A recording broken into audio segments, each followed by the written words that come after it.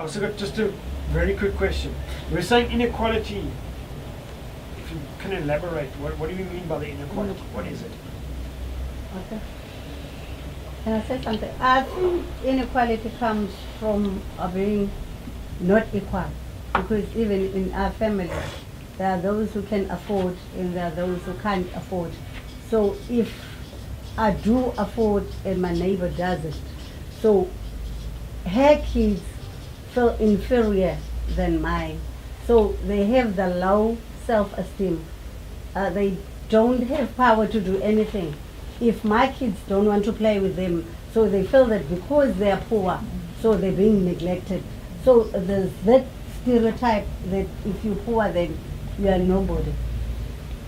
So. Just to add on to what I just said, there's a wide range that we could go to in terms of inequality.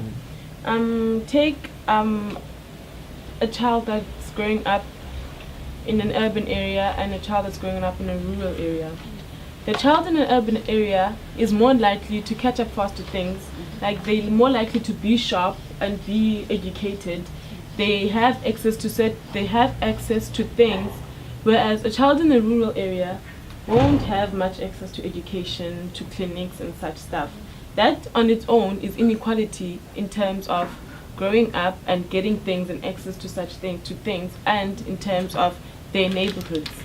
Then take two different schools. Take a school from Khayelitsha and take a school from around Upper Town. You'll find that a school here in town has windows, has proper classrooms, has desks, has textbooks for each and every learner in the class, has very few learners in the class, so it is easier for kids when there are few in a class to focus and to listen and be attentive and participate in class. Whereas a classroom, a Khayelitsha, there's broken windows so they can't concentrate. They'll most probably be hungry, they won't be able to concentrate. They'll have to share textbooks, which is also disruptive because Omnia won't understand and they'll keep asking questions, and that is also unequal, because why is it that they have things and the other doesn't, but they're both schools? So it's such things that, like, inequality is very wide when we talk in terms of inequality, not just in education, not just in our societies, but even in our job, in our workplaces, with the working class and the upper classes and the lower classes and middle classes and such. So yeah. Okay, are there any comments? I'm going to give you a chance, but I just want to see if there's other comrades who haven't spoken yet that maybe want to share something. Are there any comrades? Alright, I'm going to hand it to you to Komara.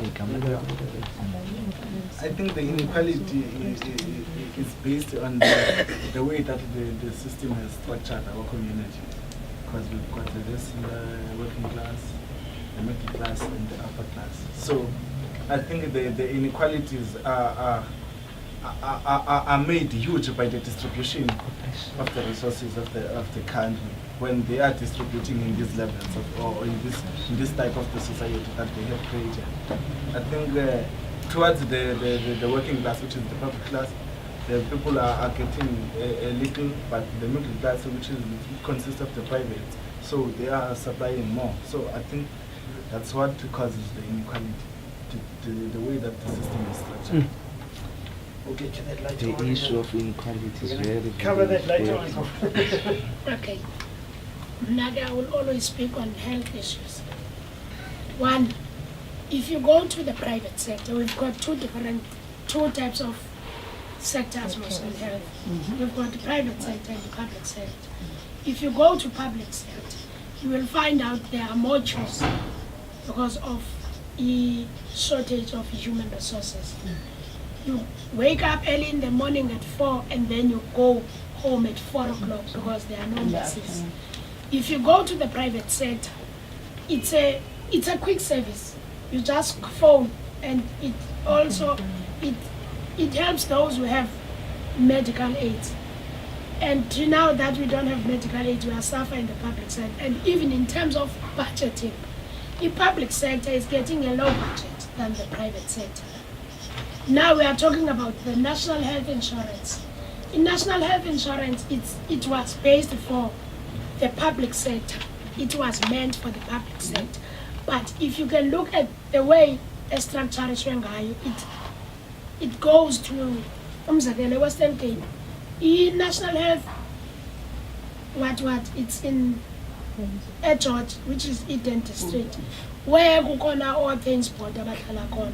Whereas they can take that pilot site in Khayelitsha or Enyanga, where there's a lot of Ilandoka Ibegni in terms of disease. I think inequality, but yeah. And in terms of race, when you are staying there in Constantia, I belong to Khayelitsha. And even in the workplace, colours have occupied management positions.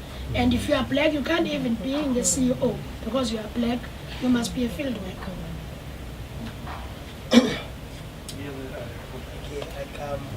I will do like an example of Marikana.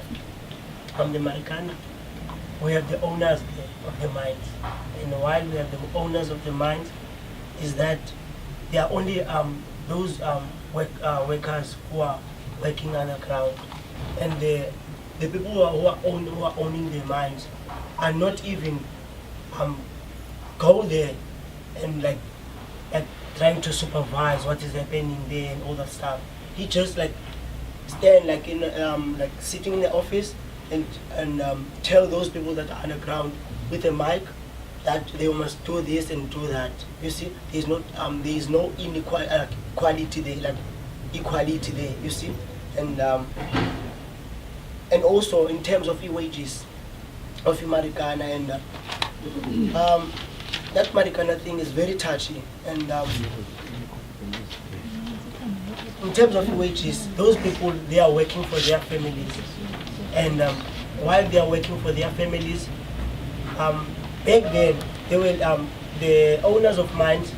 They were taking those fathers and sons to work in mines like in Joburg, whereas they are staying in Eastern Cape, and they give them hostels, you see, like to stay there while they are working, and they do not allow them to bring their families because of they are wondering that if we bring their families to stay with them, we will not have a profit in our mines, you see, because of they are paying them a lower wages of money, and that they cannot satisfy their needs, you see, and because they have families that they have to buy food, clothes, and to buy like to get those children in schools, you see.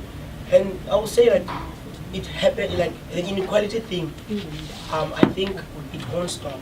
It will be like continuity, because in a working place, like people they I would say like I'll do another example of the parliament and the people that are in a higher position in parliament, they don't take those people that are in township to consideration.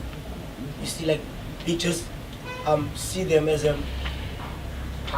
don't know how must I put this.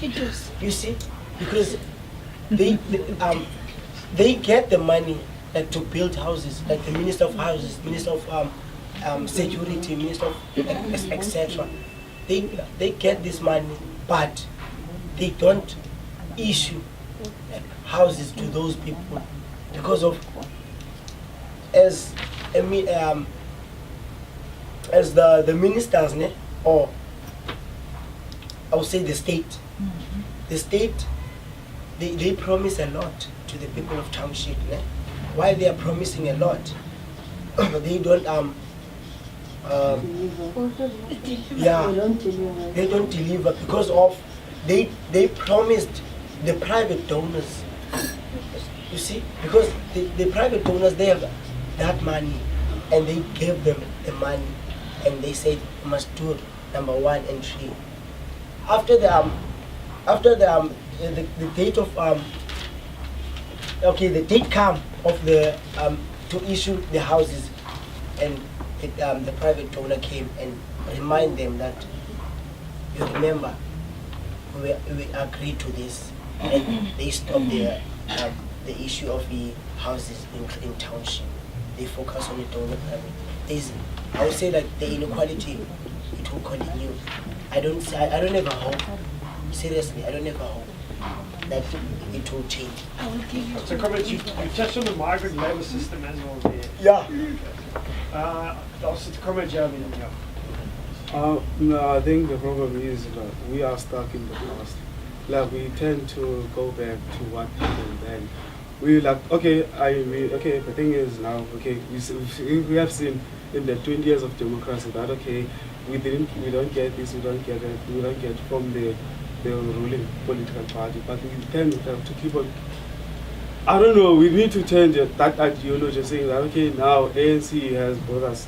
They got us democracy and freedom and all that, but now we've been making complaints about we're not getting this and that. But why are we still continuing voting for the same political party? It will be like how many times? I'm not sure. So I think the problem is within us. We are stuck in the past. Apartheid. We want to blame the apartheid is like all the time. We don't want to make a change. Because there isn't any rule that's saying that if we do not vote for the ANC that for us democracy, there won't be any changes. Maybe if we could give a chance to another political party, there will be a change. We're going to debate that. We're going to get to that.